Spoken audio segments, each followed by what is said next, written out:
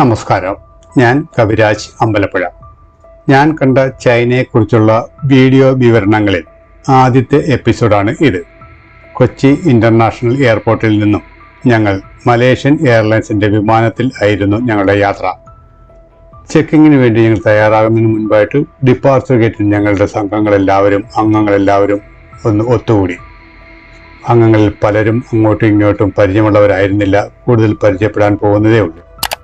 ഇതിൻ്റെ പ്രവർത്തകരായ 2 പേരുണ്ടായിരുന്നു. ഹോളിമെക്സ് ട്രാവൽസിൻ്റെ സിജുവും അതോടൊപ്പം ഞങ്ങളെ അനുഗമിക്കാൻ അവരുടെ ഒരു ടൂർ മാനേജരായിട്ട് രഞ്ജിത്ത് എന്ന വ്യക്തി ഞങ്ങളുടെ ഒപ്പം ഉണ്ടായിരുന്നു. ചെക്കിംഗ് പൂർത്തിയാക്കിയ ഞങ്ങൾ എമിഗ്രേഷന് ശേഷം സെക്യൂരിറ്റി ചെക്കപ്പും പൂർത്തിയാക്കി ഡിപ്പാർച്ചർ ലോഞ്ചിലെത്തി. ശേഷം അവിടെയുള്ള ഫുൾ ലോഞ്ചിലേക്ക് പോയ എനിക്ക് ബാങ്കിൻ്റെ ക്രെഡിറ്റ് കാർഡ് ഉപയോഗിച്ച് 2 രൂപ ചെലവിൽ ആവശ്യാനുസരണം ഭക്ഷണം കഴിക്കാൻ സാധിച്ചു. ഇതുപോലെയുള്ള ഫെസിലിറ്റികൾ ബാങ്കിൻ്റെ ക്രെഡിറ്റ് കാർഡ് ഉണ്ടെങ്കിൽ ഇന്ത്യയിൽ എവിടെയെങ്കിലും ആണെങ്കിലും ഡൊമസ്റ്റിക് ഇന്റർനാഷണൽ എയർപോർട്ടുകളിൽ നമുക്ക് പ്രയോജനപ്പെടുത്താവുന്നതേ ഉള്ളൂ. ആ ലോഞ്ചാണ് ഇവിടെ കിട്ടുന്നത്. ആവശ്യാനുസരണം നമുക്ക് ഭക്ഷണം കഴിക്കാവുന്നതേ ഉള്ളൂ. നമ്മുടെ ക്രെഡിറ്റ് കാർഡ് അക്കൗണ്ടിൽ നിന്നും 2 രൂപ മാത്രമാണ് ഇവർ ഈടാക്കുന്നത്. നമ്മുടെ അക്കൗണ്ടിൽ നിന്ന് 2 രൂപ മാത്രമാണ് ബാങ്കും അത് ചാർജ് ചെയ്യുകയുള്ളൂ.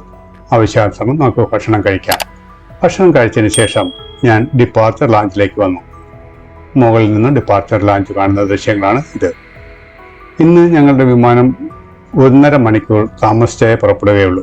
കാരണം ഞങ്ങളെ കൊണ്ടുപോകാൻ വരേണ്ടുന്ന വിമാനം താമസിച്ചാണ് എത്തുന്നത്. ആയതിനാൽ 1.5 മണിക്കൂർ കൂടി കഴിഞ്ഞതിന് ശേഷം മാത്രമേ ഞങ്ങളുടെ യാത്ര ആരംഭിക്കുകയുള്ളൂ. ഇതാണ് നമ്മുടെ ബോർഡിംഗ് ഗേറ്റ്. MH109 മലേഷ്യൻ എയർലൈൻസിൻ്റെ അതിൻ്റെ ബോർഡിംഗ് സ്റ്റാർട്ട് ചെയ്ത് കഴിഞ്ഞ് ഞങ്ങളെല്ലാവരും ഇവിടെയുണ്ട്. 27 പേര് അടങ്ങുന്ന ഒരു ഗ്രൂപ്പാണ് ഇന്ന് ഞങ്ങൾ യാത്ര ചെയ്യുന്നത്. പക്ഷേ ഞങ്ങൾക്ക് അന്യോന്യം അങ്ങോട്ട് പരിചയപ്പെട്ടിട്ടില്ല. കാരണം ആദ്യത്തെ ദിവസമാണല്ലോ. ഞങ്ങളുടെ ലക്ഷ്യസ്ഥാനത്ത് എത്തിയതിനു ശേഷം മാത്രമേ ഞങ്ങൾക്ക് അന്യോന്യം അങ്ങോട്ടും ഇങ്ങോട്ടും പരിചയപ്പെടാൻ സാധിക്കുകയുള്ളൂ. ഡിപ്പാർച്ചർ ലോഞ്ചിൽ നിന്ന് ബോർഡിംഗ് സ്റ്റാർട്ട് ചെയ്ത് കഴിഞ്ഞ് ഫ്ലൈറ്റിലേക്കുള്ള ബോർഡിംഗ് ചെയ്യുന്ന രംഗമാണ് നമ്മളിപ്പോൾ കാണുന്നത്. മലേഷ്യൻ എയർലൈൻസിൻ്റെ ബോയിങ് 737-800 സീരിയൽപ്പെട്ട വിമാനമാണ് ഇത്. ഇവിടെ നിന്നും, അതായത് കൊച്ചിയിൽ നിന്നും ഞങ്ങൾ കോലാലംപൂരിൽ ആദ്യം ഇറങ്ങേണ്ടി വരും.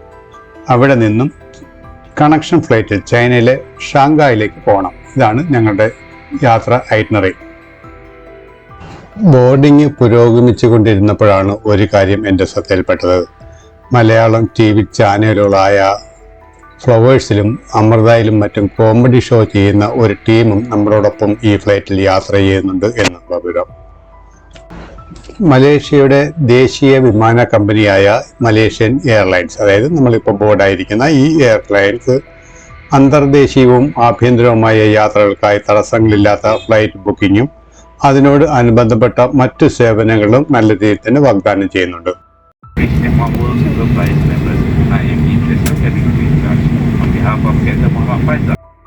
പാർക്കിംഗ് പോയിന്റിൽ നിന്നും പുഷ് പാർക്ക് ചെയ്ത് ടാക്സിയിലെത്തിയ വിമാനം റൺവേയിലെത്തി ടേക്ക് ഓഫിനുള്ള പുറപ്പാടാണ്.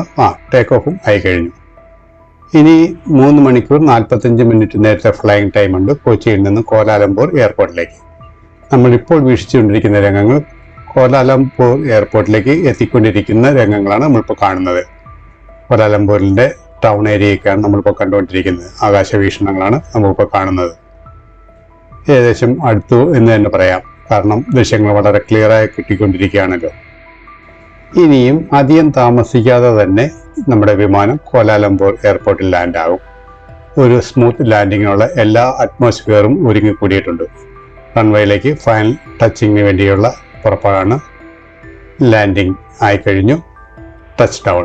നമ്മുടെ വിമാനം കോലാലംപൂർ എയർപോർട്ടിൽ ടച്ച് ഡൗൺ ആയിക്കഴിഞ്ഞു. ഇനി ഞങ്ങളുടെ കണക്ഷൻ ഫ്ലൈറ്റിന് ഷെഡ്യൂൾ അനുസരിച്ച് ഏകദേശം 1.5 മണിക്കൂർ ഉണ്ടായിരുന്നു. പക്ഷേ നമ്മൾ കൊച്ചിയിൽ നിന്നും പുറപ്പെട്ടത് കുറേ താമസിച്ചായത് കാരണം ഞങ്ങൾക്ക് ഇമ്മീഡിയറ്റ് കണക്ഷനാണ് ഉള്ളത്. അതുകൊണ്ട് ഒന്ന് ശ്വാസം എടുക്കാനുള്ള ടൈം പോലും ഇവിടെ കിട്ടുകയില്ല.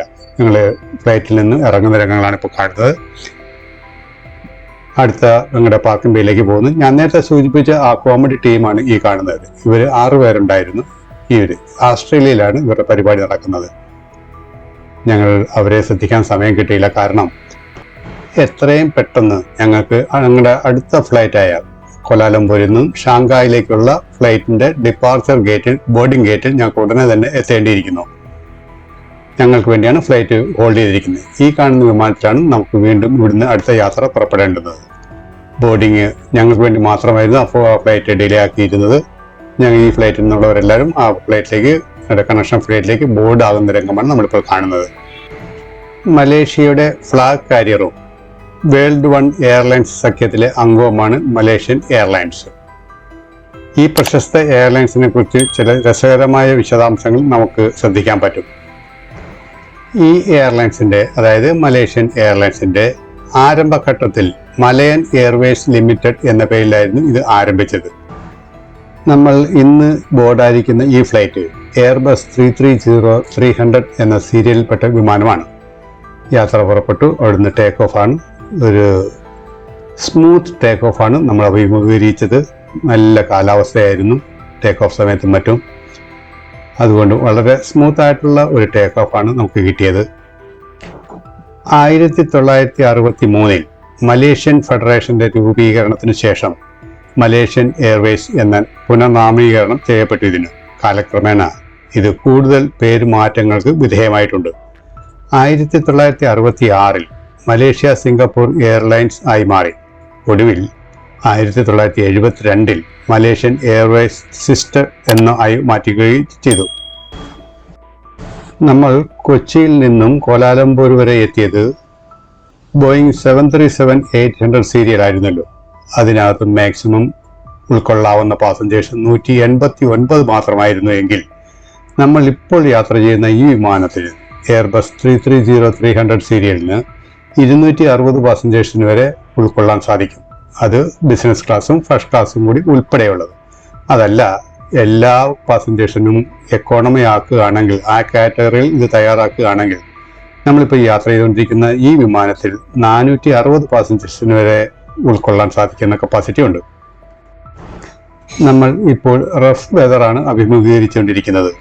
അതനുസരിച്ചുള്ള ടർബുലൻസും നമുക്ക് ഓൺ ബോർഡിൽ അനുഭവപ്പെടുന്നുണ്ട്. 1972 മലേഷ്യൻ എയർലൈൻ സിസ്റ്റം ആയിട്ടാണ് ഇത് പേര് മാറ്റിയത് എങ്കിലും അവാർഡുകളും അംഗീകാരവും വളരെയധികം ഈ എയർലൈൻസ് വാരിക്കൂട്ടിയിട്ടുണ്ട്. മികച്ച സേവനത്തിൻ്റെയും ഊഷ്മളമായ ആതിഥ്യ മര്യാദയുടെയും സമ്പന്നമായ ചരിത്രമാണ് മലേഷ്യൻ എയർലൈൻസിനുള്ളത്. സ്കൈ ടാക്സ് ഒന്നിലധികം തവണ, അതായത് 2009, 12, 13 എന്നീ വർഷങ്ങളിൽ ഇത് കരസ്ഥമാക്കിയിട്ടുണ്ട്. ചൈനയിലെ ഷാങ്ഹായ് എയർപോർട്ടിൽ നമ്മൾ ലാൻഡായി. വളരെ സ്മൂത്ത് അല്ലായിരുന്നു എങ്കിൽ കൂടി വലിയ ടർബുലൻസ് ഒഴിവാക്കിക്കൊണ്ടുള്ള ഒരു ലാൻഡിംഗ് ആയിരുന്നു നമുക്ക് കിട്ടിയത്. ലോകത്തിൻ്റെ 5 സ്റ്റാർ എയർലൈൻ എന്ന കിരീടവും ഇത് ഒരിക്കൽ നേടിയിട്ടുണ്ട്.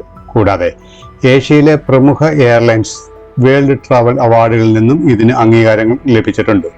പ്രതിദിനം ഏകദേശം 300-ലധികം ഫ്ലൈറ്റുകൾ പ്രവർത്തിപ്പിക്കുന്ന മലേഷ്യൻ എയർലൈൻസ് ലോകമെമ്പാടുമുള്ള 50-ലധികം ലക്ഷ്യസ്ഥാനങ്ങളിലേക്ക് സർവീസ് നടത്തുന്നുണ്ട്. രാജ്യങ്ങളിലേക്ക് വേൾഡ് വണ്ണിൻ്റെ അംഗീകാരമെന്ന നിലയിൽ 150-ലധികം രാജ്യങ്ങളിലായി 1000-ലധികം ലക്ഷ്യസ്ഥാനങ്ങളിലേക്ക് തടസ്സമില്ലാത്ത കണക്ടിവിറ്റിയും ലോകമെമ്പാടുമുള്ള 650 എയർപോർട്ട് ലോഞ്ചുകളിലേക്കുള്ള പ്രവേശനവും ഇതിന് ലഭിച്ചിട്ടുണ്ട്.